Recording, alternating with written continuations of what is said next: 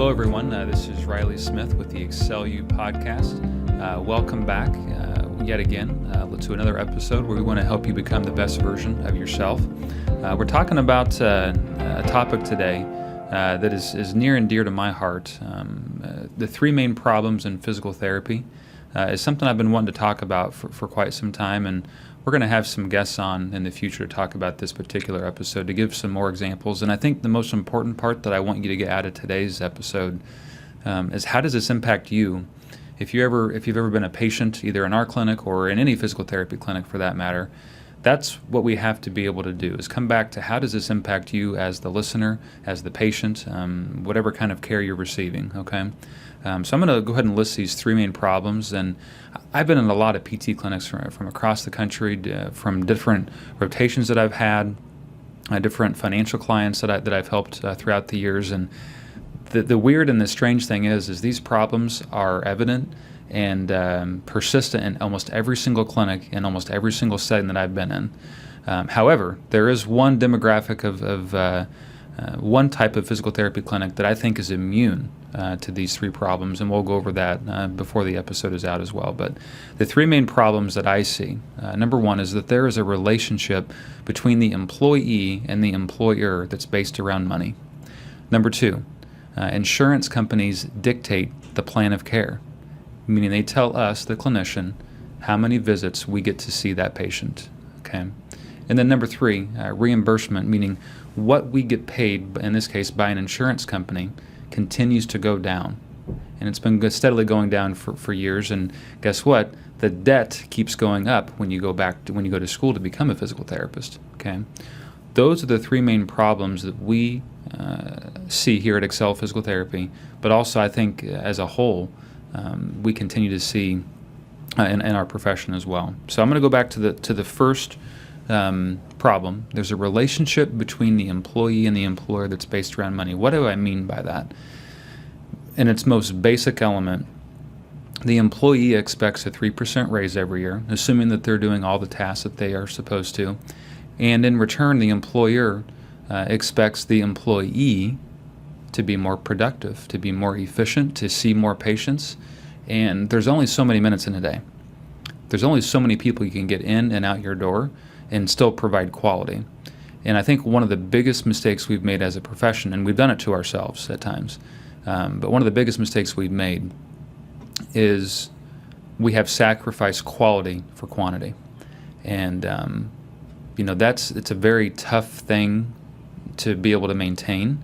It's a daily grind at times, and I think that's one of the biggest mistakes that we've made because it's really produced burnout. And I'm going to refer to an article. I think this was released maybe in the fall of 2022. It's from WebPT, and it really gave a lot of great stats because they did a survey of a lot of physical therapists from across the country. This will be provided in the show notes and the links as well. But I wanted to read off a couple of things from this particular article that I think are pretty valuable to be aware of. And this, before I get into these specific stats, this is all of healthcare. I want to be very clear about that. This is not just physical therapy. Yeah, we are talking about that today, but this is all of healthcare, in my opinion. It's a tough thing to get into. It's also very tough to get out of because you spend so much time getting a degree, in my case a doctorate level degree, and you don't want to give that up. You've spent a lot of time and effort and blood, sweat, and tears, so to say, to get that degree and to get those letters behind your name. But these are some of the stats that we're dealing with here. I'm going to read this off right here.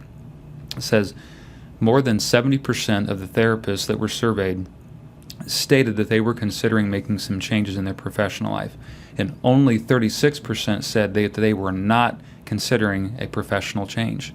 So for those of you that know me, I graduated from PT school in 2014, and in 2017, I was ready to be done.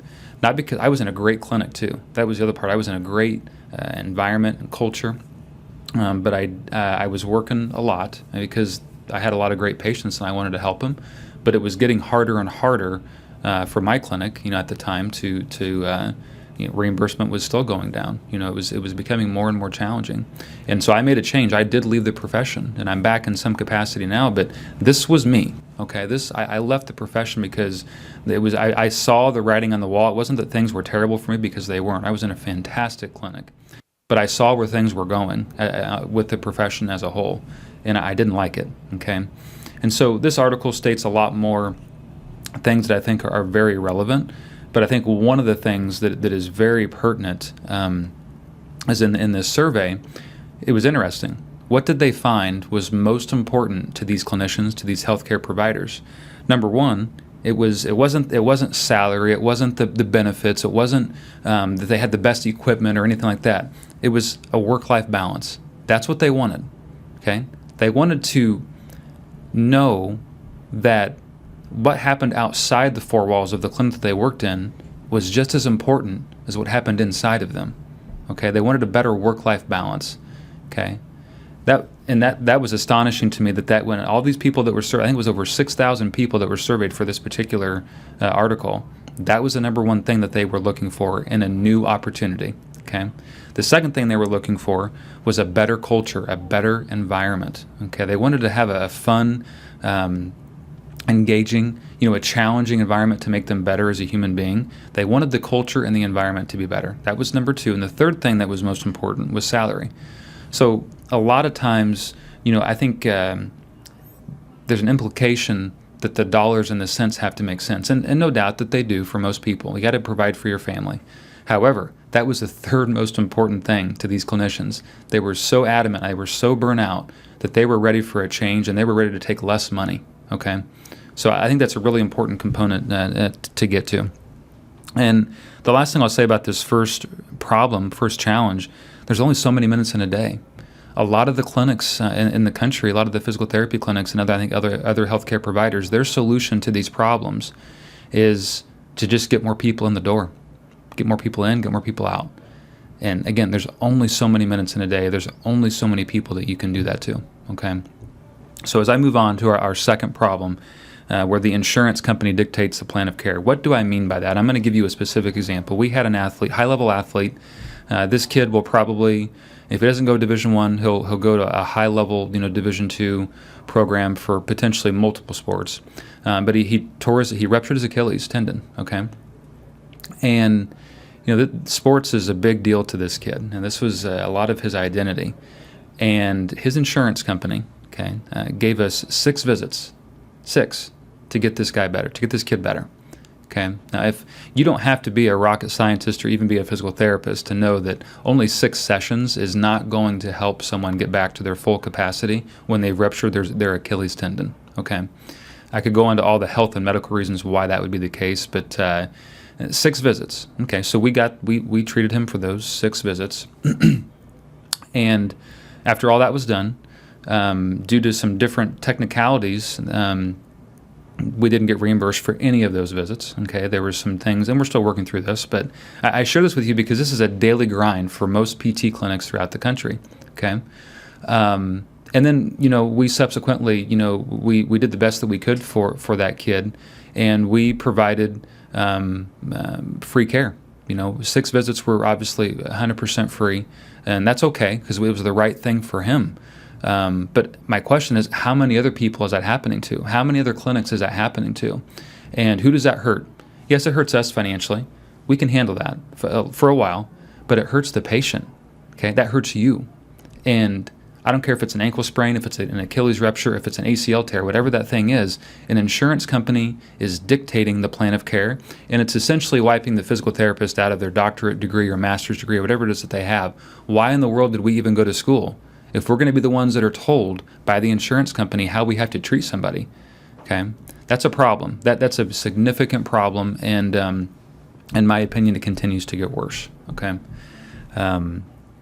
The third challenge, the third problem, the reimbursement, what we're actually getting paid as a clinician continues to go down, not only in the salary, or it's going to have to at some point, but from the insurance companies, if that's the route that the patient wants to take.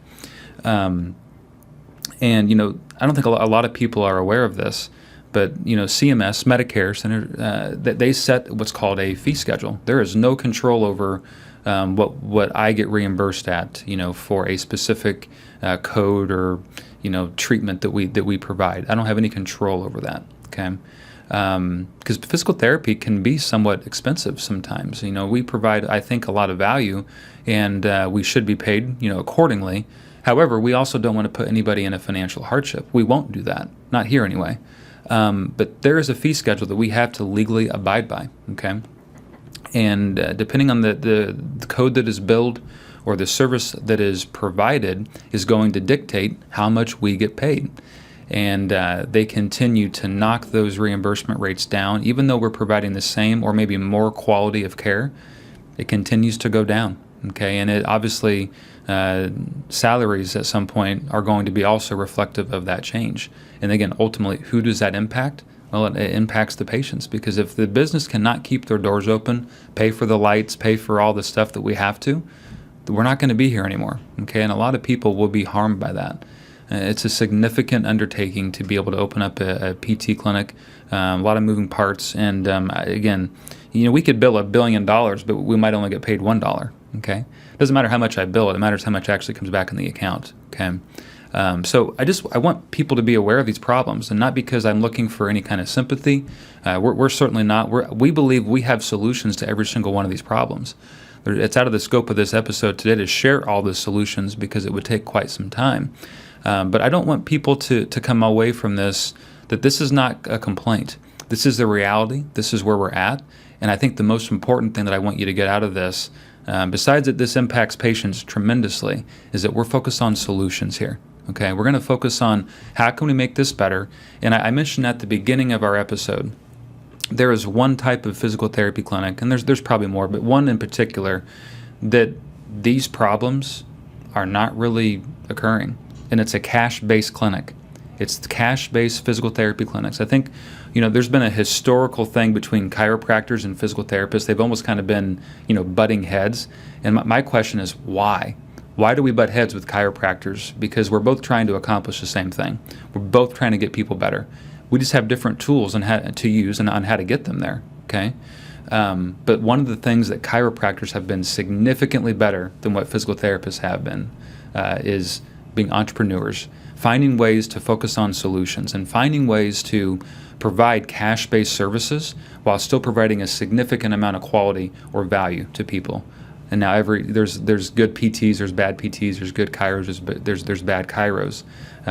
We all come from different lines of work and different areas. But my point with this is that cash-based physical therapy is an option. We have cash-based options here.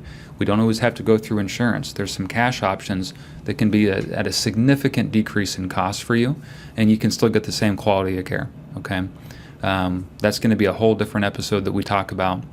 But the three main problems in therapy, I see them in almost every single setting and in almost every single state.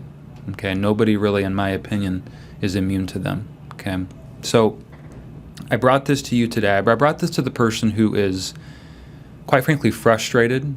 They're maybe even angry, upset, when they sit out in the waiting room just as long or longer than they actually see their healthcare provider. Okay? That is not a solution. And that's not a knock on doctors' offices. They're trying to do the best that they can. However, we have got to find better solutions to providing quality, and we've got to find better solutions to getting people in the door quickly. I heard a story just today. There was a local facility who was trying to get a patient in, and they didn't have any openings for almost 3 weeks. This is a post-surgical patient, somebody who just had an orthopedic surgery. You can't wait 2 or 3 weeks to get that going. You're going to have a frozen joint. You're going to have all sorts of potential issues with that. And that's what I'm talking about when it comes down to quality. There are so many people being crammed into such a tight space and time window that you can't provide quality and you can't get people in when you need to. Okay, so it's a significant problem. These three main issues, I believe here at XCEL Physical Therapy and XCEL U, we have unique solutions to tackle them head on. Billing appropriately is going to help tremendously. being able to communicate effectively with people and with patients and with our staff, and being very emotionally intelligent of how we're doing things. Those are some simple solutions that we can do immediately. But there are some bigger ones that we have, that I think are going to be really cool. I think they're going to be, our staff is going to love them. And I'm hopeful that we can impact not just our company, but we can kind of be a new model, kind of a hybrid model that people are going to be able to use, not only here in Quincy, Illinois, but across the country to help a lot of people. So I hope this resonates with you, especially you as a listener. If you're a patient of ours, or if you want to be a patient of ours, or a client, we are firmly focused on solutions. We want to help you get better, become the best version of yourself, whatever that it means to you. So please, if this resonates with you, like, share, comment. Really helps us get noticed and helps us reach more people. So I'm going to sign off for right now, but this is the XCEL U Podcast. Thanks for tuning in today.